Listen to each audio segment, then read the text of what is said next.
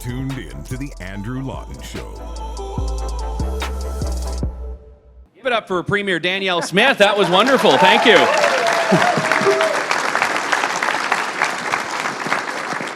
Don't let the media tell the story is the great cue for the journalist to come on stage, by the way. So thank you for that. Just to give a bit of disclosure, Premier Smith and I have known each other for many years. We used to work together in radio. And now I'm a podcaster and she's the premier, so take from that what you will. But whenever Andrew would sub in for me when I was on the air, when I came back, I got a ream of texts saying, "Oh man, I like Andrew so much better. Can't we have him instead?" Yeah, I was her guest host, which I'd have to check the Constitution, but I believe that means I'm acting premier in Alberta. Because I've never formally been released from that. But you ended on the carbon tax, and I spoke about this a fair bit yesterday with Premier Higgs, who I'm glad was not tired of me after that interview, that he's returned.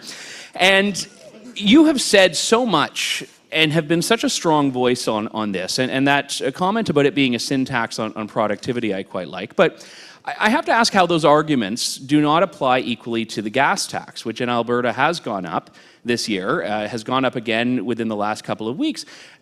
It treats something that for a lot of Albertans is necessary, driving around, as though it's an elective choice. Well, you'll see that we added a tax on electric vehicles. Mm-hmm. And when we put that $200 tax in, we calculated it as being essentially the equivalent of what an average driver would spend in fuel tax, so that electric vehicles are paying their fair share of our road maintenance. That's what the connection is in most provinces between the tax we charge. That's originally how it began.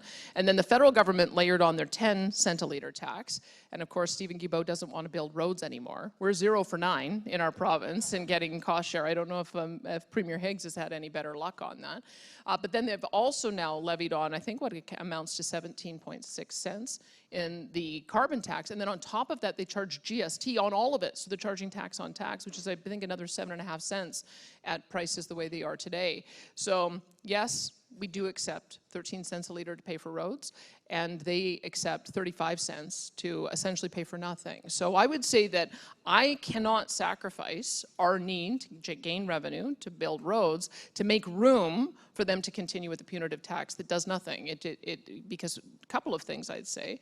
The argument that they make that it will encourage people to change behavior, they completely undermine, because Stephen Guilbeault admitted that the carbon tax isn't going to have an effect until 2060, which means we're all paying punitive taxes until then, and there really just aren't options. I was talked to any of the automakers and the auto dealers, that if you wanted to go out and switch to an electric vehicle tomorrow to avoid the tax, you couldn't, because there aren't enough of them being produced, and the infrastructure isn't in your home to do it, and the infrastructure isn't there for public charging station to do it.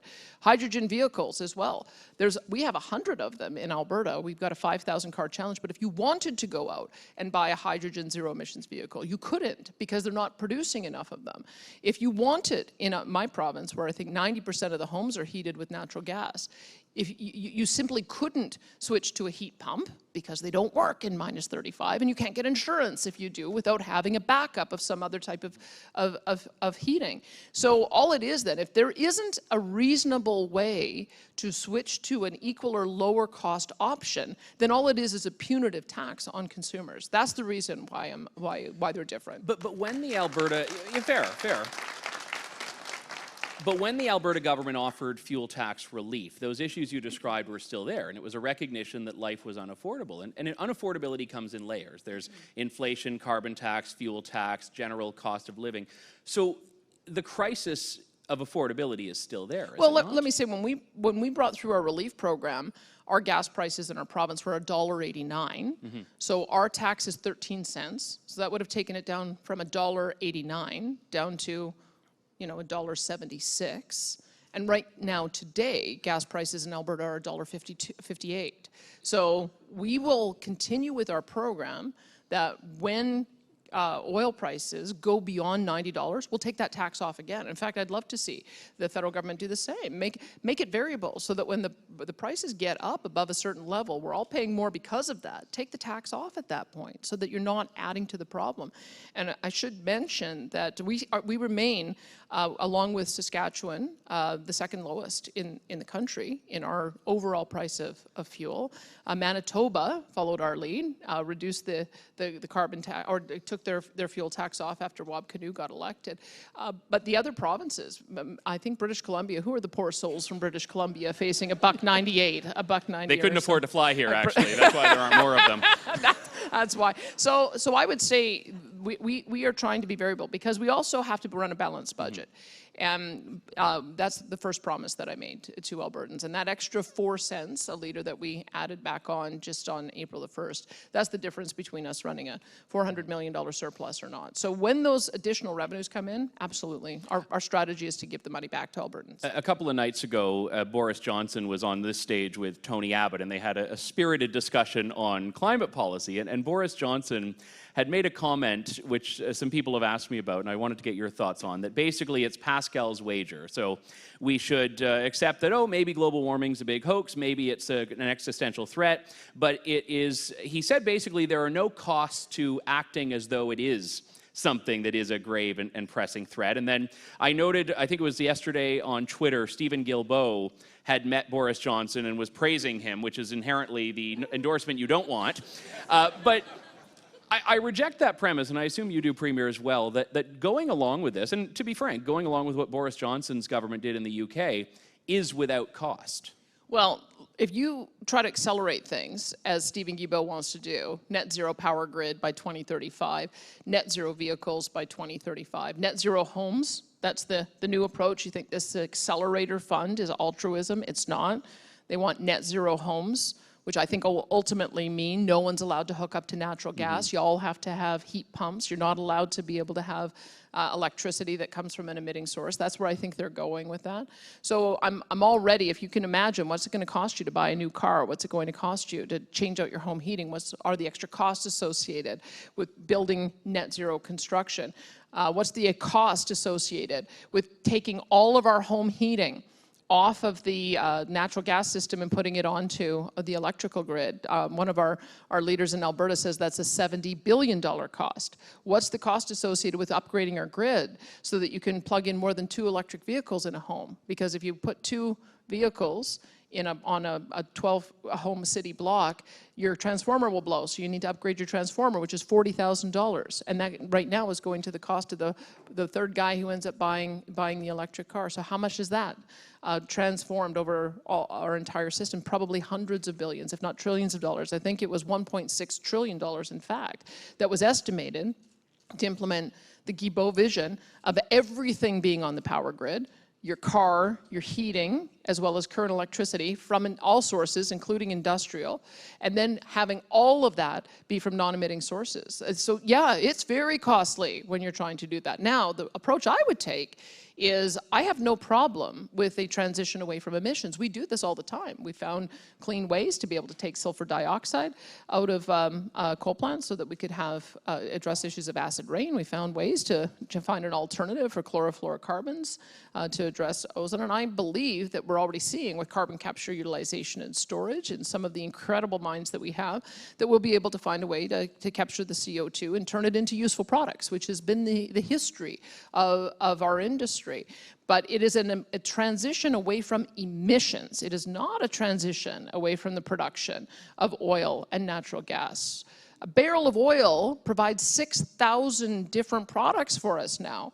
How are we going to be able to have lubricants? How are we going to be able to have petrochemicals? How are we going to be able to have food-safe materials? How are we going to be able to have medical safe materials if we don't have petrochemicals? How are we going to have roads to drive our zero emissions vehicles on because they're made of asphalt, which comes from the bitumen that is produced in Alberta? So the approach that I believe the left is taking is defeatist. It doesn't look at the incredible innovation that we have, the brilliant minds that we have, who are able to take what are traditional waste streams and turn them into something valuable.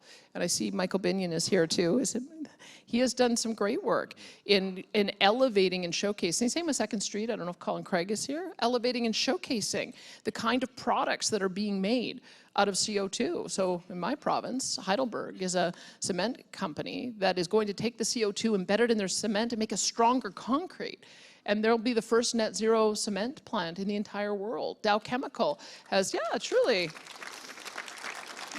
Dow Chemical is taking the CO2, working with a company called Linde. The Linde is creating hydrogen, and then they're burying the CO2. They'll be the first net zero petrochemical plant. And then on top of that, we've already got Air Products, which is taking the CO2, burying it, and doing net zero hydrogen. That's what an emissions-reduced world looks like. But all of that takes time. You cannot snap your fingers and have innovation. But I think it's our job as government to champion what it is the industry is doing, to support them so everybody knows that there's a different way of doing it. Like, that's the theme.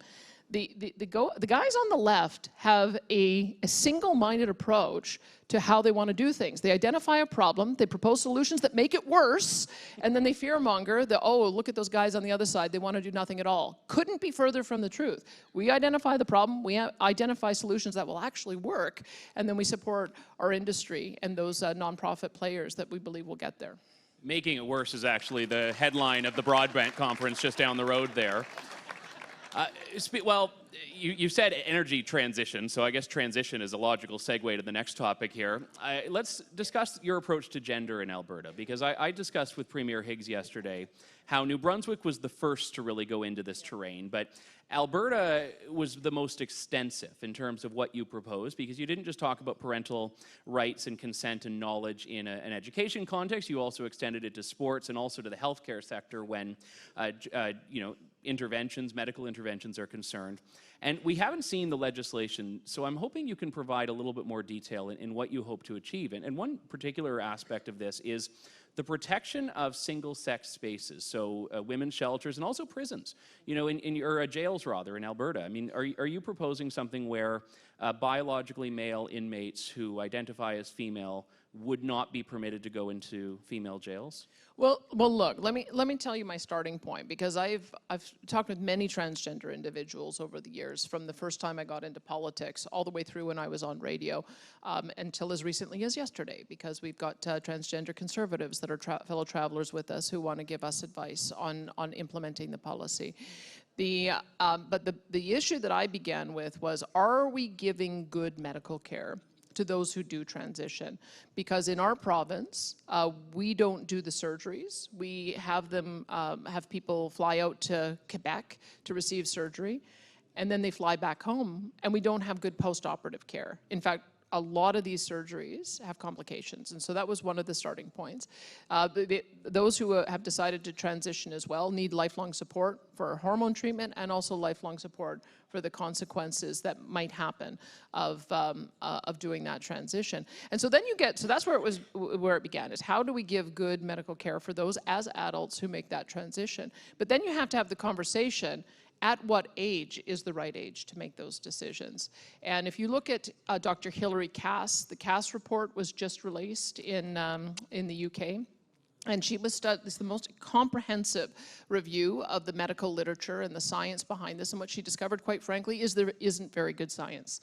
So notwithstanding what the left like to tell us, there isn't good long-term data about how many kids go on puberty blockers and whether it impacts their future fertility and at what age. There isn't long-term information about what happens to those kids by the time they reach 25. Do they continue with the transition? Do they detransition? They don't do that kind of study. And so they've said, let's take a pause. We're not going to assign puberty blockers as a matter of course, and we're going to be a lot more deliberate in going through and making sure that you're part of a medical team when those decisions are made, as well as that there's long-term studies on it. So we're watching what the emerging scientific evidence is in the world. This is science. The left says they believe in science. This is what science looks like as you follow the information where it goes. So that's where we began. And then, of course, because the first step of transitioning is changing name, changing pronouns, dressing on the opposite gender, you cannot be out to your entire school community, and the only people who aren't allowed to know are your parents. You can't have that. And that's important context, but so, will that so let me protect single-sex spaces? Let me answer your question. So one of the transgender individuals I spoke with, it has not transitioned below. Mm-hmm. And she likes to go for spa days with her girlfriends. And there's locker rooms where she just told me, like, it wouldn't be the same experience for me if I had to be in a separate locker room and not be able to be out with my girlfriends. I think the issue is modesty. That you cannot, if you have not been fully transitioned, then you shouldn't be exposing yourself in female-only spaces, because no one should know.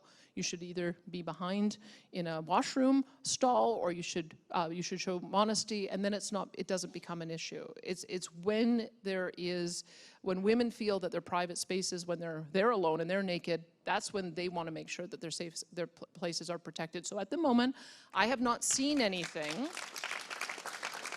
I've not seen anything in Alberta that leads me to believe I have to do anything about that. So I'm not going in that direction. And is that same for jails as well? Correct. I haven't seen anything. I mean, I'm watching what's happening internationally and what's happening in the rest of the country. But in our own province, I haven't seen anything that rises to it. Because remember, in provincial jails, I think it's 2 years less a day that you serve. So I have not observed any emergence of problems that might happen that I'm seeing elsewhere. As we close here, what's the message to Alberta, or from Alberta to Ottawa, that you want to bring while you're here? Well, you may have seen this week, I introduced the Stay Out of My Backyard bill. It's the Provincial Priorities Act.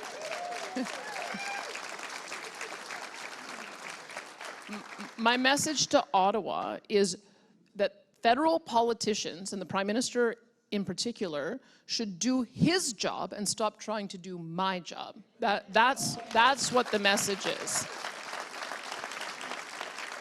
And I don't know if Premier Higgs would said the same thing, but when we meet as premiers, the really interesting thing is it doesn't matter whether it's NDP or Liberal or Progressive Conservative or UCP or Saskatchewan Party. We all come from different parties and different perspectives, but we are united in that the federal government should stay focused on the things which they need to do. There's lots of things they need to do. They need to shore up national defense so that we're not an international embarrassment. They need to make sure that our foreign policy is aligned with our allies instead of our enemies. They need to make sure that they're expanding international trade so every single one of our 10 provinces and territories can get our product to market. They need to build critical infrastructure like the Trans Mountain Pipeline, which is going to be getting to the finish line. That is the kind of things that they should do more of. They should be building ports. They should be building rail lines. They should be building highways, Stephen Guilbeault. They should be making sure that they are living up to their obligation and their treaties with First Nations. They should be funding healthcare on reserve, mental health and addiction treatment on reserve, water on reserve, building out economies on reserve. They should make sure that the value of our dollar is not diminishing internationally. They should make sure that they can process passports efficiently. They should make sure that the Pearson Airport is a lovely experience to go through, and that all of our airports are operating efficiently. There is no shortage of things that the Prime Minister can do. It's not a boring job.